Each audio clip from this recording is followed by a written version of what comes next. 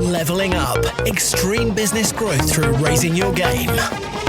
When what was once extraordinary becomes ordinary, you know you've leveled up.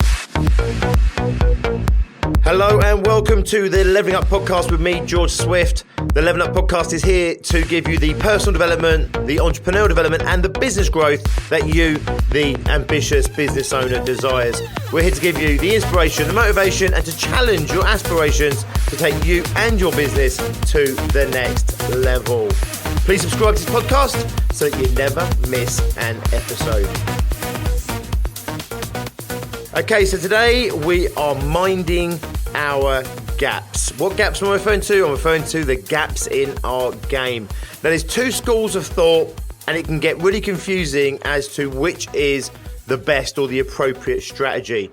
So the gaps in your game, the weak links in your skill set, in your ability, in your mindset, for example. And the two schools of thought say, one, that you should strengthen the weakest links in the chain, because your overall chain can only be as strong as its weakest link. So any personal limitation, any skills gap, etc., any gaps in your game, ultimately they weaken the whole chain. Now, the other school of thought is play to your strengths. So which is correct? Which do we do? Do we play to our strengths? In other words, don't worry about our weaknesses. Don't try and strengthen our weaknesses. What we need to do is to double down and maximize and capitalize on our strengths. Well, the truth of the matter is, kind of both are appropriate given circumstances. However, I am a massive advocate, as you probably would have guessed, for personal development. And personal development is all about the gaps in your game. Also, when it comes to like business growth, business development, entrepreneurial development, for me, it's all about looking at the gaps in your game. So I am a massive advocate of going into the gap, looking at what's lacking, what's limited, what's missing, enhancing it or adding or removing, depending on what's needed to plug that gap, and then building an overall stronger structure. Whether that structure is your mindset, your resilience, whether it's your business acumen or your business as a whole. However, obviously, I also advocate the idea that we should also maximize the use of the skills and our differentiators that we have, our abilities. So for me, it's really about a combination of two things. So first of all, you want to know what are your greatest assets, is what I call them, your greatest assets, your greatest strengths. You know, what is it that you've got that potentially your competitors don't have? For example, one of your greatest strengths might be work ethic. You might be prepared to just work longer and harder than anybody else. In fact, Will Smith has a great mindset, and his mindset is he's not the greatest actor. He's not the most talented guy out there. However, he has an unbelievable work ethic. He believes that he can create absolutely anything if he's just willing to work hard enough. And he supports that with an absolute mindset that nobody is going to outwork him. In fact, the metaphor he shares is a treadmill. And he said, if you're on a treadmill and I'm on a treadmill and we're running side by side, he said, at the end of the day, he said, I am going to beat you. I'm going to be the last person standing, or I'm going to die, right? And that mindset gives him his edge. So he's openly admitting that he's not the most talented. He's openly admitting he's not the greatest actor. But what he's saying is my work ethic is second to none, and I will win by applying that work ethic, okay?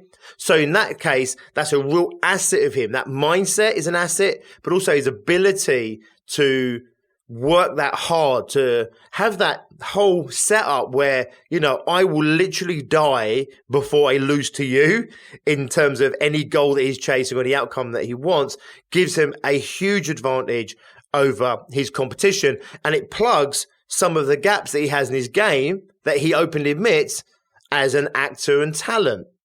Now, other people, for example, maybe they don't have that work ethic, okay? They might work hard, but they don't have that I will die on this treadmill today or I will succeed. You know, they don't have that. And what they have is maybe unbelievable talent. And therefore what they do is they leverage that talent, because what they have over Will Smith, for example, is not work ethic. He's going to beat them on work ethic all day long. So they'll compete with Will Smith on one of his weaknesses, which might be that he's not the most talented actor out there. So what they'll do is they'll compete by doubling down on their acting ability, doubling down on their ability to develop a character or to immerse themselves in a role that maybe Will Smith might not be able to compete with them on. Most business owners don't enjoy sales. Most aren't that great at sales. So if you're a great salesperson, I'm telling you now, that is a huge asset that you have. And of course, it makes sense to double down on that asset because you will absolutely leap ahead of your competition. However, let's say you're one of the other business owners where you don't enjoy sales. You're not particularly good at sales. Typically, those things go hand in hand, but away. We're good at the things that we enjoy, and we enjoy the things that we're good at, and vice versa. So let's say the other person, they're not very good at sales. They don't enjoy sales very much. And therefore, they have another skill set, which is to develop great products. So you could argue in that case that that person can develop their product. The other person is a better salesperson. And when they go out to the marketplace, they're competing, but they're not directly competing because the salesperson's going to beat the other guy all day long on sales. And the product of the other one might beat the sales guy all day long, assuming that he has a gap in his game in terms of the product or the quality of the product he's producing. However, for me, it would make so much sense to, whilst the salesperson should double down on the sales and should capitalize on the advantage that he has, that he should also plug the gap in his game, which is, for example, maybe that his product isn't the best product in the marketplace, or his product isn't really up to scratch, or has some flaws and weaknesses in it. And those flaws and weaknesses, just like the weakest link in the chain, whilst you can sell all day long, ultimately the business can only be as successful as the whole unit together, all of the links and the links of that chain that come together to build your business. And if the weak link in your business is the quality of the product, then obviously it might not stop you being able to sell. Long-term success, however, it could bite you on the arse. So it would make sense to me that you go in and strengthen that link whilst doubling down and capitalizing on your strength, your asset, which is sales. The same with the person who's got the unbelievable product, and great, the product goes out there. The handful of people that do buy the product because they're not selling very well, not because the products aren't good, but because the salesperson isn't selling, the owner isn't selling. So the ones that do go out there, they get a good reputation. Maybe they get a little bit of word of mouth. Maybe they do okay in business because they've got this amazing product. And that's great. And maybe they can double down on that because they have the ability to continually develop even better products and to raise the quality even more. And there's loads of companies out there that are charging premium prices because they continually operate at the top of their industry in terms of the quality of their product. Think about the watches that you might be able to spend, 20, 30, 40, maybe even £100,000 for, the Rolls Royce, for example, and, the handbags that cost $5,000 and the shoes that cost $10,000 and what have you. These are companies that operate at the very highest level of quality. And that could be such an asset in one business that they continue to push that hard, and they say, you know what, the competition just can't keep up with us. They can't match our quality. So let's double down again. Let's go even harder on the quality and separate ourselves even more from the competition. However, of course, whilst that might give them a competitive advantage when the products go head to head, the sales or the lack of sales or the inability to do sales or just the lack of enthusiasm for sales is obviously a massive weak link. And therefore, the products themselves are amazing and brilliant. However, they're just not selling that many of them. So the overall business is weakened by that weak link. So that's where I'm at with this, right? You've got to go in and say, right, what is it that I have that my competition doesn't have?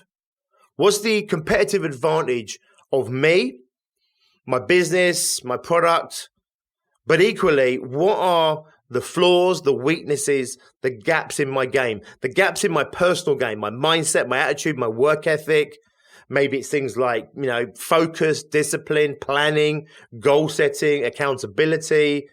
Maybe it's the ability to not tinker with something.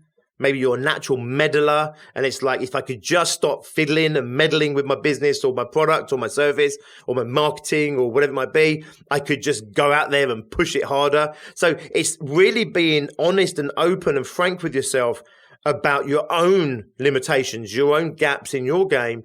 And it's also looking at your product and service and looking at maybe where the gaps are in that product and that service, but also looking at your business as a whole and just looking at where are the gaps, where are the weaknesses, where are the flaws, where are the limiting factors that are stopping me and my business from being all we could be and achieving all we could achieve.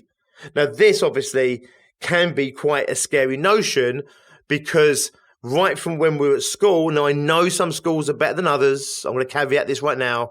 And I know that schools are improving on this all the time. However, if your schooling was anything like my schooling, it didn't really pay off to own up to your mistakes. You were kind of trying to cover your arse most of the time. And actually, when I think back to my time working in industry, working for other people, like working for other businesses, I remember distinctly that a big part of what we used to do was cover our arse, right? Was to not own up to our weaknesses and our flaws. And even though you might come in and you might do your self-assessments and stuff like this every quarter, the truth of the matter is, even in my appraisals and that, you're constantly kind of concealing your weaknesses and your flaws or your doubts or any kind of gap in your mental game, for example. If you're not feeling confident about yourself or about the product or what you're doing, you tend to go into these meetings like, no, it's okay, I'm doing all right and blah, blah, blah. And does that make sense? I remember in sales, so much time was spent, not just by me actually, but when I was in the wrong company with the wrong sales environment and everything else, I remember spending so much time kind of hiding that I wasn't really making sales. And I always remember now thinking, God, if I spent half the time actually doing sales that I was trying to cover up the fact that I wasn't doing sales, I probably would have made sales. And I've trained salespeople in the past, and I've done some mindset work with sales teams and what have you.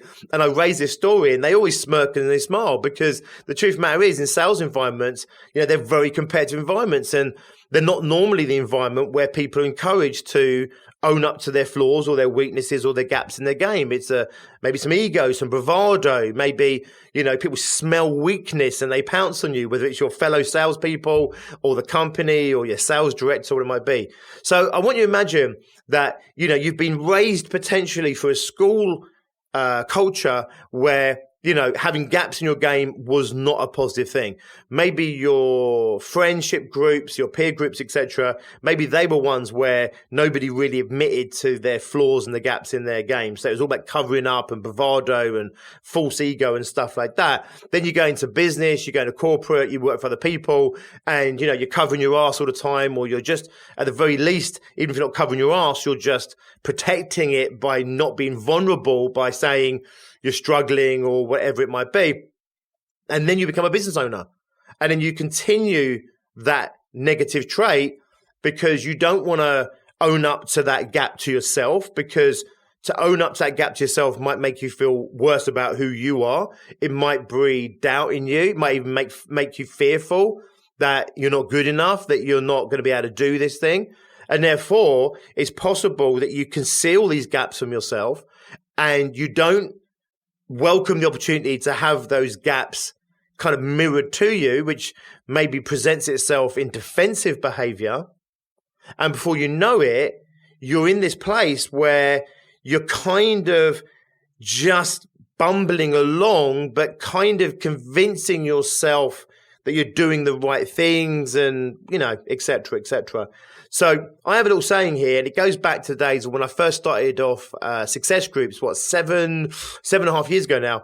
And we were often thought of, because we were heavily into mindset and personal development, and whilst we were for business owners, people really saw us that we were some kind of like support group or therapy group. And the truth of the matter is, we are absolutely a massive support group, just not in the way that people saw us. They thought that we were like, come in and hug each other, and that we were for broken people and weak people and vulnerable people. And of course, even if you are someone with gaps in their game, if you see an environment that is perceived either by others or by yourself as an environment that's for broken or weak or whatever, vulnerable people, then of course, why would you go in there even though it's built for you? Because of course you feel bad about yourself for being in that environment, or you feel bad about being seen as that type of person. The truth of the matter is we were never that kind of environment. Now, we've always been a place where we support entrepreneurs and we put our arms around entrepreneurs, because entrepreneurism is hard. Being a business owner is hard. Being a small business owner, a one-man band, or even running a small business, maybe even if you're doing $1 million, $2 million, $3 million, $4 million, it can be a really tough journey. In fact, it's always a really tough journey. And to have an environment that can support you and nurture you as part of the culture of that environment is really something we're proud of, and also something that's very valuable. However, we were also that club where we're constantly pushing you and challenging you. And, one of the things I do consistently through success groups and my masterminds is hold up a mirror.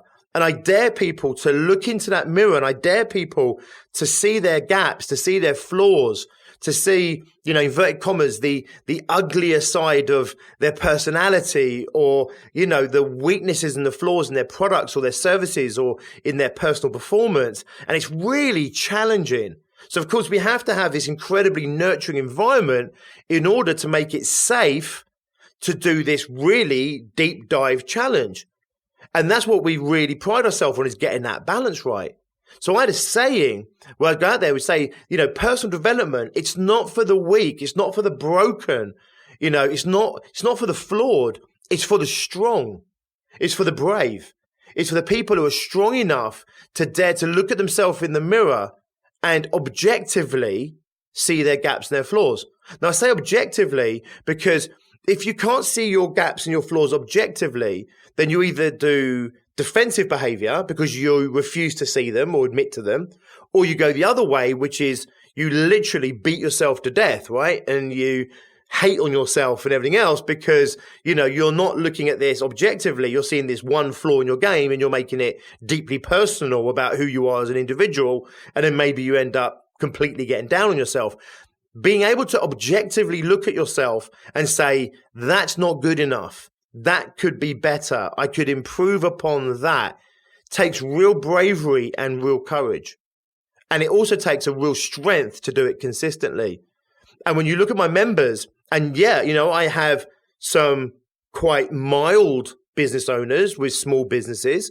And then I have some really big energies in the room and some big characters that are doing multiple millions, but they all come together in this amazing harmoniousness, if that's the word, of support and nurture whilst being completely and utterly open and objective in viewing their own flaws, being open to their flaws being shown to them, taking on their gaps, taking on their weaknesses, and then daring to come up with strategies and plans to enhance them, to develop them, to strengthen them. So for me, the quick win is always in playing to your strength. That's the quick win. Someone comes to me, they're good at sales, their product is pretty good. I wouldn't say ever sell a crap product. I don't believe that at all. But the product is good enough. Their sales ability is amazing. They want quick wins. Should they develop their product further, or should they double down on their sales ability because that's their advantage? 100% the quick win says double down on sales. Okay. So double down on sales, the long project in the background, work on the gaps and the weaknesses, develop the product further. Let's say you've got someone who has an amazing product. The product is incredible. The quality is brilliant. They get an amazing word of mouth. They come to me and say, right, I want a quick win. You say, okay, probably you need to play to that strength, right? So in other words, you push harder on the quality, get the word out there of how good the product is. I mean, we probably put a strategy in there around case studies and testimonials and some PR and all this sort of stuff. But fundamentally, you say, right, let's play to the strength of your product, which is you have the best quality product in the marketplace right now, or certainly at your price point. The long game in the background, we run the project of developing our sales ability, developing our sales confidence, becoming someone that comes out of the shadows and puts themselves out there into the marketplace. Does this make sense? As your business grows, increasingly, you'll be able to pay for other skill sets and even other mindsets and attitudes to come into your business to plug some of your gaps. But the truth of the matter is, the chances are, especially when you're in the earlier stages of your business, you can't buy your way into plugging those gaps. If I gave you infinite amounts of money, guess what you do? You say, right, I'm shit at sales. Guess what you do? Go and get yourself a salesperson, right? Go and buy the best salesperson you can. Here's an infinite amount of money. Someone said, I'm great at sales, but my product's a bit shit. Guess what you do? Here's infinite amounts of money. Go and do loads of development and enhance the greatest product you can. The truth of the matter is, when you start off, you don't have that kind of capital. You don't have that kind of resource. Therefore, you are it. You know, you're it. You have to do all things. You have to be all things to all people. Double down on what you're good at, plug the gaps in your game, strengthen your position, then grow your business. You then have more money to reinvest in the gaps in your game. But guess what? You'll level up. And as you level up, there'll be new gaps in your game, new flaws, new weaknesses. Maybe it's operations, maybe it's finances, maybe it's managing people, hiring people. Guess what you do initially? You don't have infinite funds, so you might not be able to just plug that gap with money. What do? You have to plug your own gaps. Double down on your strengths, plug your own gaps, grow your business, take the money, reinvest it back in, plug those gaps potentially. You get the gist of this, okay? So there you go. For me, it's absolutely about both of these strategies at the same time. Number one, you definitely want to play to your strengths, double down on your strengths, and that's where you're going to get your quick wins probably. Secondly, however, your business will only be as strong as its weakest link, and therefore, assuming you don't have the funds to throw infinite amounts of money at this to solve these gaps and to solve these problems, you need to solve it. You need to step up. So you're going to need to do the work on yourself or in your business as it's needed in order to plug those gaps so that you can get yourself and your business to the next level.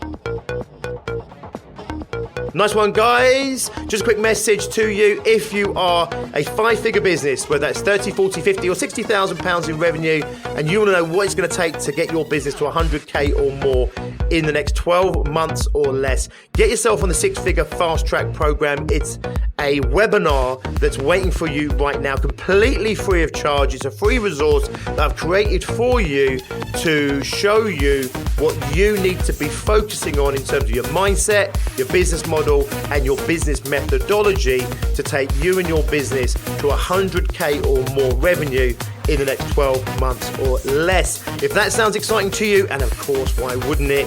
Get yourself over to biggerbrighterbolder.co.uk/fast track. biggerbrighterbolder.co.uk/fast track. I'll drop the link into the description below.